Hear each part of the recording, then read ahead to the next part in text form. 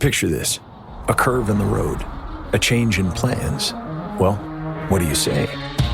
With the all-new Audi Q3, the answer's always yes. Yes to adventure.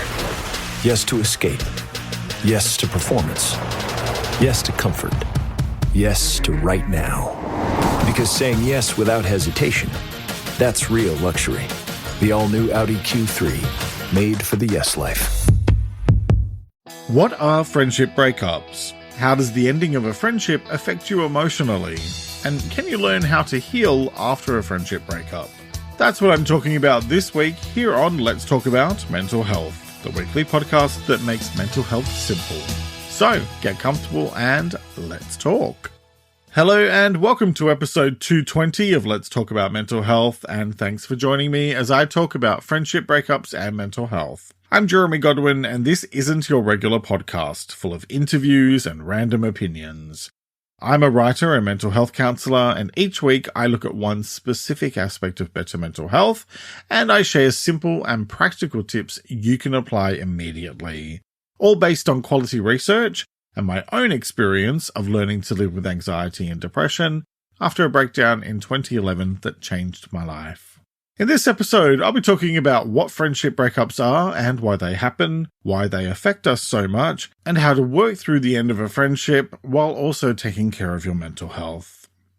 Before I start, a quick update to let you know I've decided to wind up my YouTube channel, and this week's episode will be the final one for the foreseeable future. I have a lot on at the moment, and I've had to make some tough decisions about the way forward, including no longer producing my weekly videos. But the podcast will still continue every week. So, with that covered, now let's talk about friendship breakups.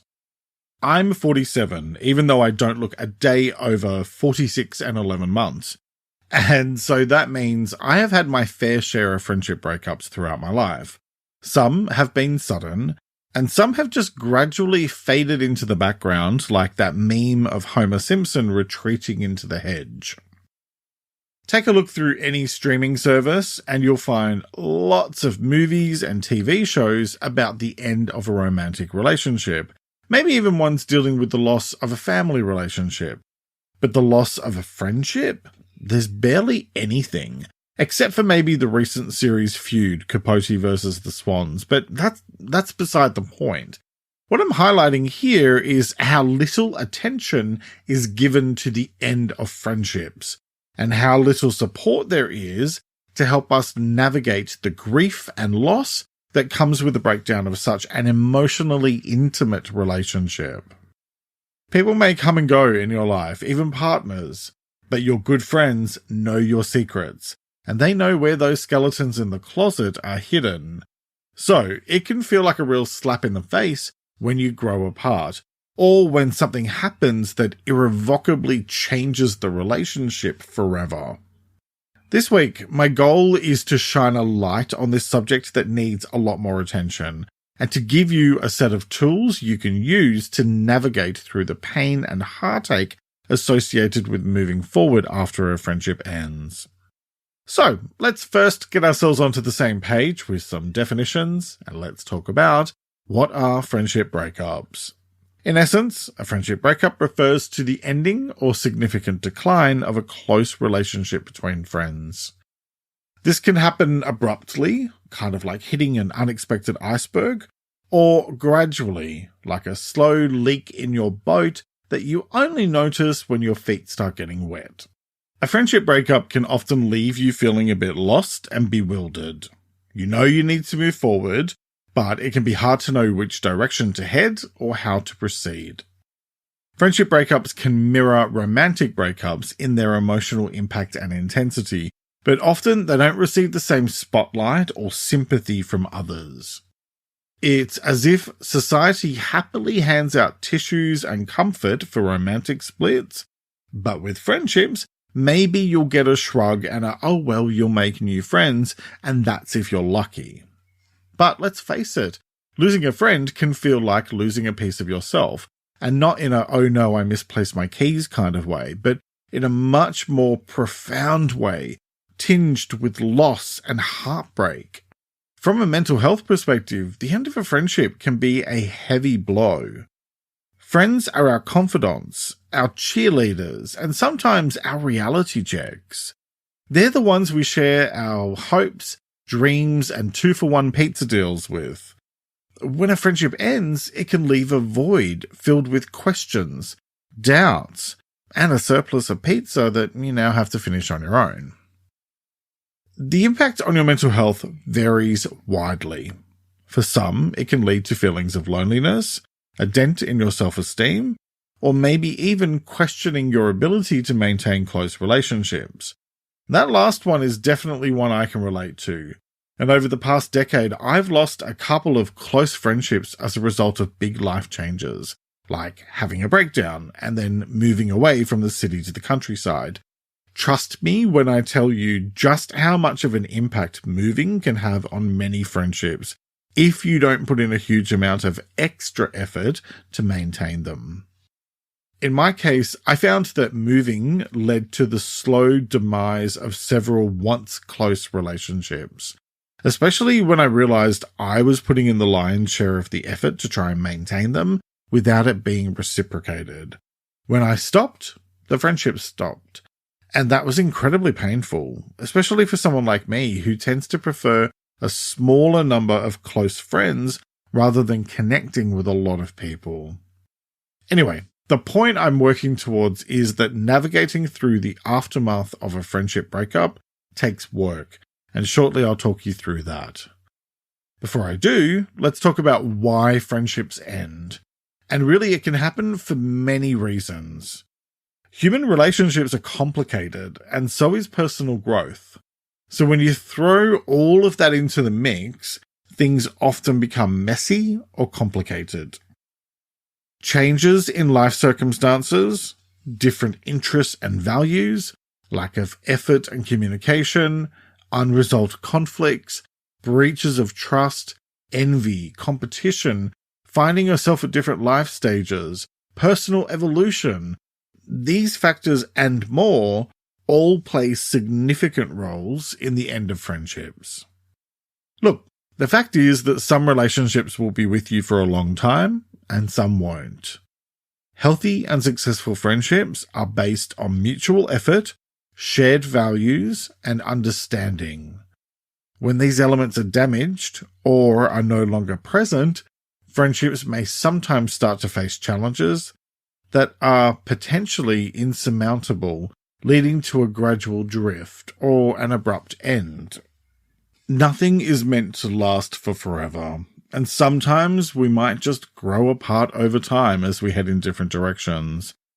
Or we might have a fight that ends up becoming too big to come back from. Whatever the reason, it's about treating yourself with kindness as you navigate difficult times, and also choosing to focus on the way forward rather than getting stuck in sorrow or wallowing in pain. After all, there's a huge difference between processing your feelings and letting them hijack you. Okay, so now let's talk about why friendship breakups affect us so much. There are lots of reasons why the end of a friendship has such a profound impact on us. For starters, there's the shared history and emotional investment to consider. Friends often hold the keys to our past, having shared in our triumphs, disasters, and those questionable fashion choices we thought were a good idea at the time. They've been our emotional support through the roller coaster of life, from the dizzying highs to the nauseating lows. When a friendship ends, it's like part of our personal history book gets torn out, leaving us to wonder how to rewrite those chapters, and often feeling pain if and when we reread those pages. Another reason friendship breakups hurt so much is because of how they affect our identity and self-perception. Your friends are often like mirrors for you, reflecting back parts of your identity. If they're a good friend, then hopefully they're like the mirrors in those funfair mazes that somehow always make you look more glamorous, or at least more interesting. They contribute to how you see yourself, and they can have a huge influence on your growth and how you change over time. Losing a friend can feel like losing a piece of who we are, leading to a bit of an identity crisis. Next, let's talk about the way the end of a friendship relates to social support and connectivity. Friends are our support network, the ones we rely on for advice, comfort, and sometimes just a good laugh over something utterly ridiculous. In short, they help you feel connected and grounded. When a friendship breaks up, it can shake the foundations of our social support, leaving you feeling like the world is suddenly a lot more vast and intimidating. Then there's the impacts on trust and vulnerability.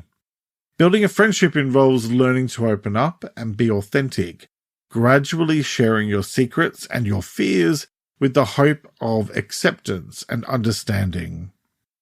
When a friendship ends, especially if it's through betrayal or a breakdown in trust, it can make you more guarded and a lot more wary of opening up again for fear of being hurt. Another impact is the way that the end of a friendship can often lead to a change in your routine and your future plans. Friends are frequently intertwined in our daily lives, and also with the things that we've planned for the future, from simple coffee catch-ups to massive holiday plans. A breakup can leave a void in both your routine and your future expectations, creating a sense of instability and uncertainty. And then there's grief, which I've left until last because I think it has the biggest impact. Unlike romantic breakups, where it's often publicly acknowledged and people tend to be supportive and understanding, friendship breakups don't always receive the same recognition, or at least the same level of understanding of what you're going through. So you can be dealing with unacknowledged grief, which can make the grieving process lonelier and more confusing. That in particular is where I've found working with a therapist to be helpful. Between that and family stuff, I found it much easier to talk with a professional who is objective and non-judgmental, rather than feeling like I have to explain myself to other people who just don't understand or who don't see it as a big deal. Working through your feelings about a friendship breakup or a gradual ending is kind of like tidying up after a storm has hit your emotional landscape. It might seem tempting to just step over the fallen branches of your feelings and carry on, but addressing them head on is crucial for several reasons, both for your overall well-being and specifically for your mental health. Processing your emotions allows you to understand what happened and why, which is the first step towards acceptance. This can help you come to terms with the breakup, learn from the experience, and eventually find closure. It can also lead to personal growth. Reflecting on the dynamics of the friendship and its ending can offer valuable insights into your own needs, boundaries, and patterns in relationships. You might discover strengths you didn't know you had, or areas you'd like to improve. And then, the other thing to consider is that navigating through the aftermath of a friendship breakup builds your emotional resilience. It teaches you how to cope with loss and change, making you better equipped to handle life's ups and downs. In mental health terms, taking the bull by the horns and proactively working through things can prevent a negative spiral. Unaddressed feelings can affect your mental health. Feelings of sadness, betrayal, or anger can simmer beneath the surface, potentially leading to anxiety, depression, or lowered self-esteem. Working through your emotions also encourages the development of healthy coping mechanisms. Rather than resorting to denial, avoidance, or numbing the pain through unhealthy behaviors, you can learn constructive ways to deal with your feelings. By processing your feelings, you can also prevent the fallout from one breakup from affecting your other relationships. Hurt and mistrust can lead to withdrawing from friends or painting new friendships with the brush of past betrayals. Addressing your emotions helps keep these walls from going up, ensuring you remain open to new connections. And then the other piece here is that working through the end of a friendship helps to clear emotional clutter, making space for new relationships. Holding on to past hurts can leave little room for new connections. Working through your feelings and making peace with them allows you to move forward, feeling emotionally available, and being more open to new friendships that can enrich your life. So, addressing your emotions following a friendship breakup isn't just about healing from that loss. It's about nurturing your mental health and paving the way for future relationships. So how do you do all that? Well, let's first take a quick break to hear from the brands who help me create this show each week. So good, so good, so good. New markdowns up to 70% off are at Nordstrom Rack stores now. And that means so many new reasons to rack. Because I always find something amazing. Just so many good brands. Because there's always something new. Join the Nordy Club to unlock exclusive discounts, shop new arrivals first, and more. Plus, buy online and pick up at your favorite Rack store for free. Great brands, great prices. That's why you rack. Eczema is unpredictable, but you can flare less with Ebglyss, a once-monthly treatment for moderate to severe eczema. After an initial 4-month or longer dosing phase, about 4 in 10 people taking Ebglyss achieved itch relief and clear or almost clear skin at 16 weeks, and most of those people maintain skin that's still more clear at 1 year with monthly dosing. Ebglyss, lebrikizumab LBKZ, a 250 mg per 2 milliliter injection, is a prescription medicine used to treat adults and children 12 years of age and older who weigh at least 88 pounds or 40 kilograms with moderate to severe eczema, also called atopic dermatitis, that is not well controlled with prescription therapies used on the skin or topicals, or who cannot use topical therapies. Ebglyss can be used with or without topical corticosteroids. Don't use if you're allergic to Ebglyss. Allergic reactions can occur that can be severe. Eye problems can occur. Tell your doctor if you have new or worsening eye problems. You should not receive a live vaccine when treated with Ebglyss. Before starting Ebglyss, tell your doctor if you have a parasitic infection. Ask your doctor about Ebglyss and visit ebglyss.lilly.com or call 1-800-LILY-RX or 1-800-545-5979. Refreshing wild cherry cola meets smooth cream. The treat you deserve. Pepsi Wild Cherry and Cream. Treat yourself. And welcome back. Now let's get into the how-to part of today's episode, and let's talk about how to work through the end of a friendship. Okay, first, acknowledge your feelings. Before you can even begin to think about processing things or navigating the way forward, it's important to acknowledge and name your feelings related to the friendship breakup. This step is crucial because it validates your emotional experience, and it's the first step towards processing those emotions. Recognizing how you feel, whether that be sad, relieved, hurt, frustrated, angry, devastated, or even a mix of emotions, can really help you to make sense of the situation. You can do this by simply sitting with your emotions, perhaps writing them down, or even speaking them out loud in a private space. Okay, next, allow yourself to grieve. It's okay to feel sad, angry, or confused about the end of a friendship. Grieving is a natural response to loss, and so letting yourself experience these emotions acknowledges the significance of the friendship and the pain of its loss, validating your feelings and helping you to process your emotions so you can begin to heal. You can do this by setting aside time to reflect on your emotions, perhaps through writing, meditation, or simply allowing yourself moments of sadness. Feel what you need to feel if you want to heal. Next, limit contact. If it's possible and healthy, consider limiting contact with the friend you've parted ways with. You might also need to step back from mutual friendships for a bit as well. This helps because it creates the necessary emotional space to process your feelings and begin healing. You can do this by mutually agreeing on a period of no contact, or simply taking control and limiting your interactions with them, online and in person.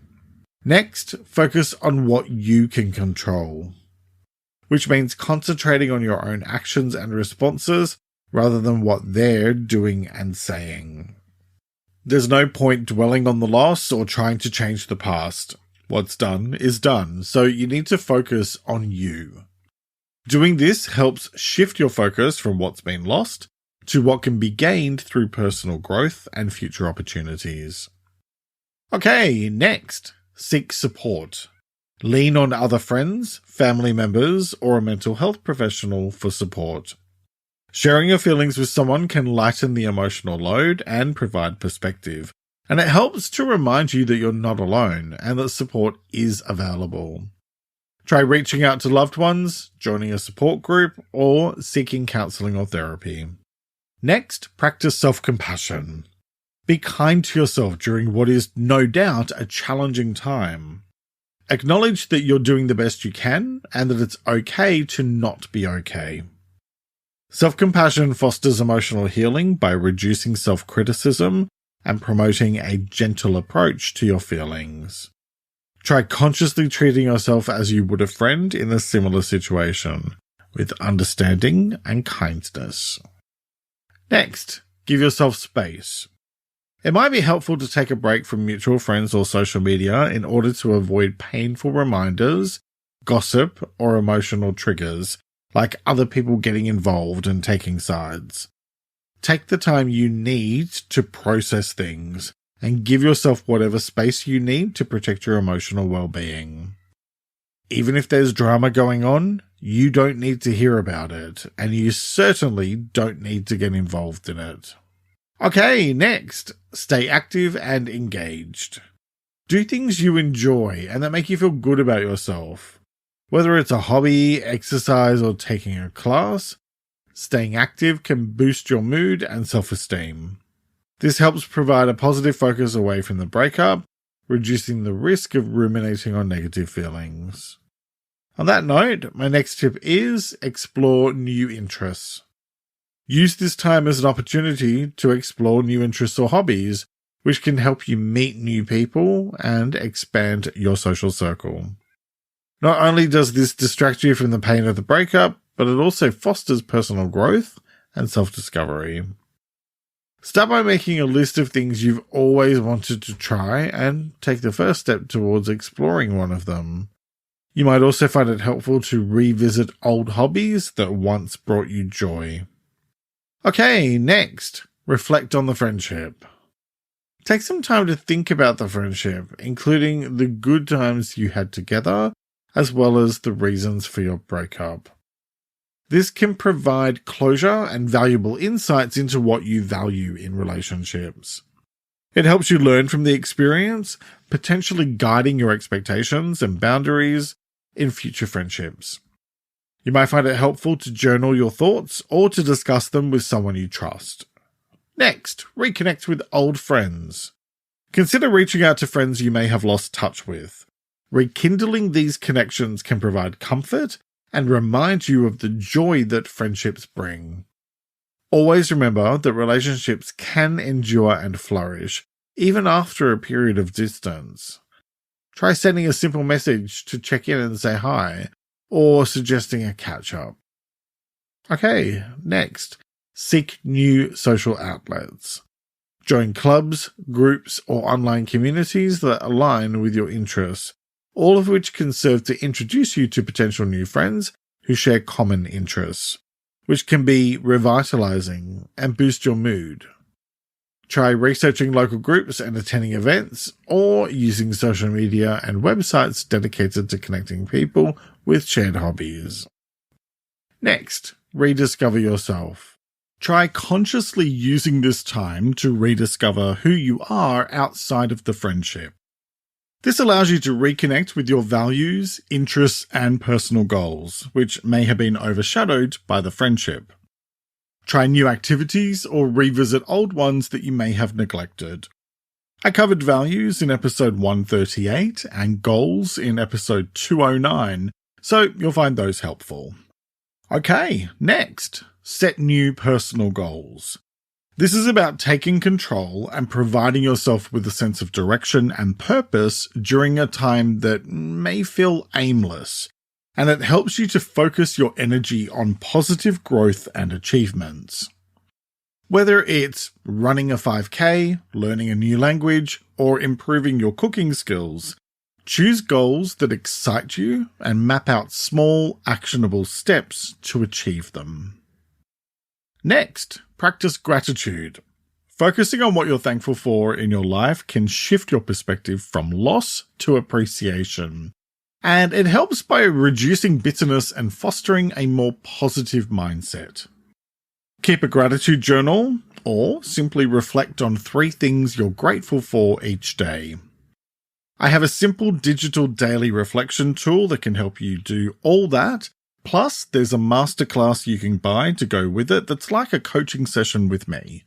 Find them at the link in the episode description or head to ltamh.com to get yours now. Okay, so my next tip is plan fun activities. And that simply means to make plans you can look forward to, whether that's alone or with other friends. This creates positive anticipation and joy, counteracting the sadness associated with the friendship's ending. Try planning a day trip, checking out a new restaurant, or scheduling a movie night. Next, volunteer. Giving your time to causes you care about can provide a sense of purpose and connection. Volunteering helps shift the focus from your own situation to the needs of others, providing a valuable perspective shift and the opportunity to meet new people. Find local charities or online platforms to identify opportunities that resonate with you. Next, look forward. Remind yourself that it's okay to move forward. While the end of a friendship can be painful, it also opens up space for new relationships and experiences. Looking forward encourages a mindset of growth and optimism. You can do this by consciously taking small steps each day towards your goals, whether they're related to your career, personal development, or social life. And for more tips on how to deal with friendship breakups, watch my final weekly video. It's out now on YouTube and Spotify, and it's linked in the episode description. Because when it comes to friendship breakups and mental health, what it all boils down to is this. The end of a friendship can be painful, but it's important to remember that while this chapter closes, the story of your life continues to unfold with endless possibilities.